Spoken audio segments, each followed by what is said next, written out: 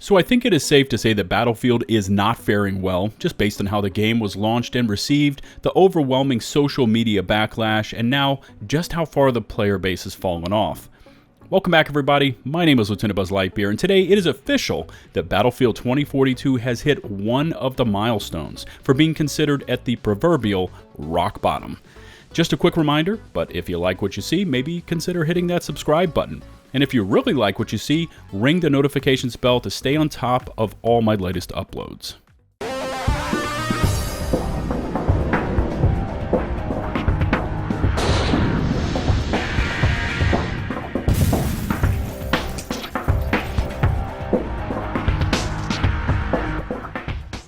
It is undeniable how poorly this game launched, from the missing features to the replacement of the traditional Battlefield class system to this bug-ridden, unoptimized mess it was released in. It really was and continues to be an absolute tragedy.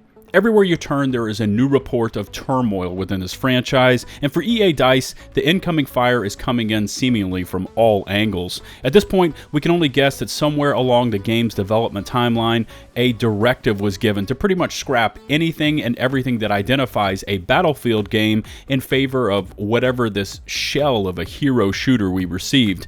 It really feels like somewhere, in some distant boardroom, someone on the board at EA looked at how BF5 flopped and said, well, you know what, COD and Overwatch are over there killing it, so let's do whatever they're doing. And from that moment on, Battlefield abandoned everything that makes this IP unique, and it went full-on mainstream corporate.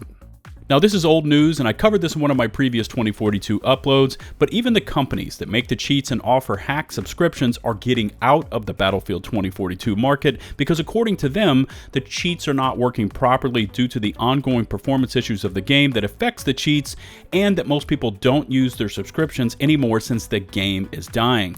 And while this verbiage is professional in nature, this text really lands like one of the biggest slam dunks on a game in the history of gaming.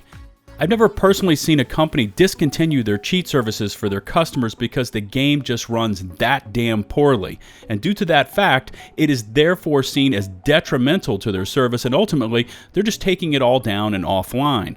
2042, at least in the eyes of the people using the cheats and the company that makes them, just isn't worth the time and effort to hack in.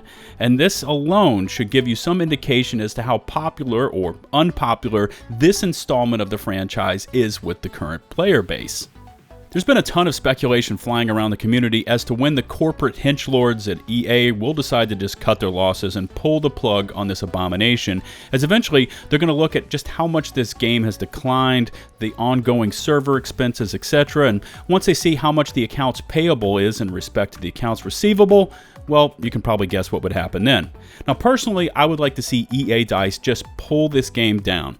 Tear it apart, break it down, rework it over, say, another year, year and a half, and then re-release it as a real Battlefield game, all while offering anyone that wants it a full refund.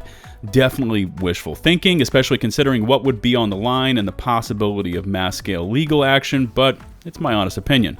Now, looking at the pre-sale graphics for anyone that purchased the Gold or Ultimate Edition, EA DICE has to deliver the Year 1 Pass, which includes 4 new Specialists, 4 Battle Passes, and 3 Epic Skin Bundles.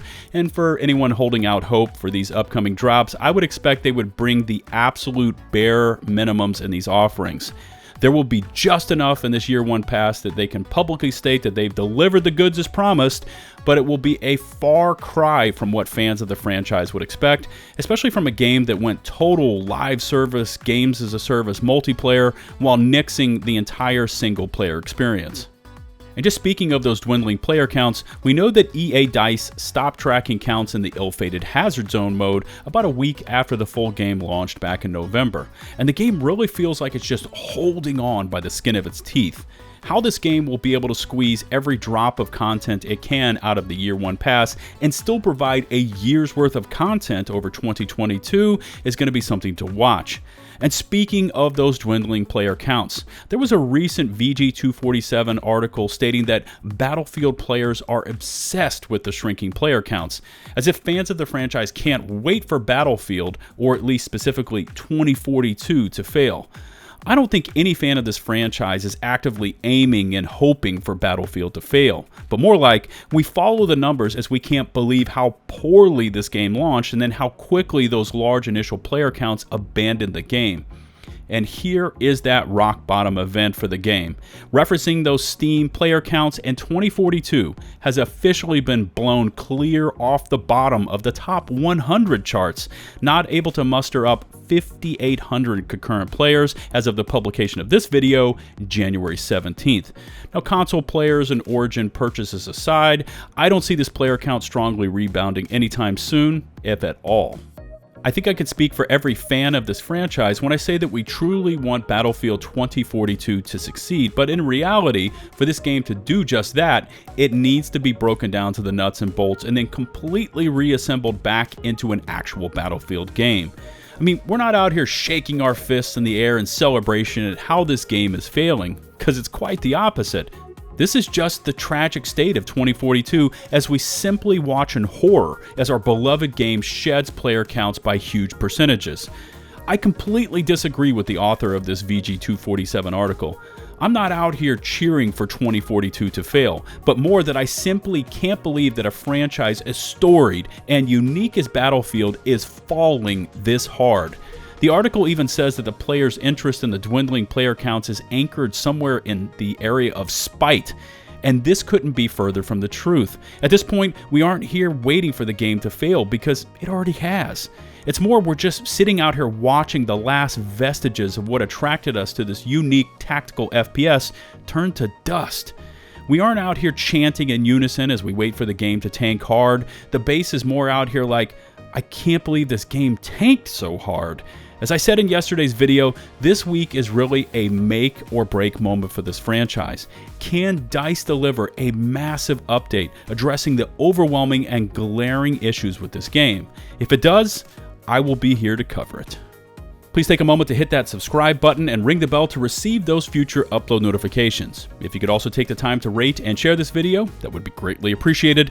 Thanks to all your recent support, my channel passed over this 75,000 subscriber mark sometime last night, and I wanted to thank you all. You can find me on Twitch and Twitter, and you are always welcome to join my community Discord server. Links to all these platforms in the video description below. Until the next one, this is LtBuzzLitebeer, signing off.